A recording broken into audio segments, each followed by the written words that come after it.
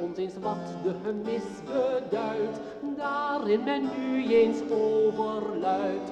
Nu goelig preekt, nu bokt, nu rekt, nu handen valt, nu armen strekt. Met klederen na verscheiden keur, van wit, van zwart, van rookkoeleur. Daartoe de bel, het fatsoen geeft van een apenspel.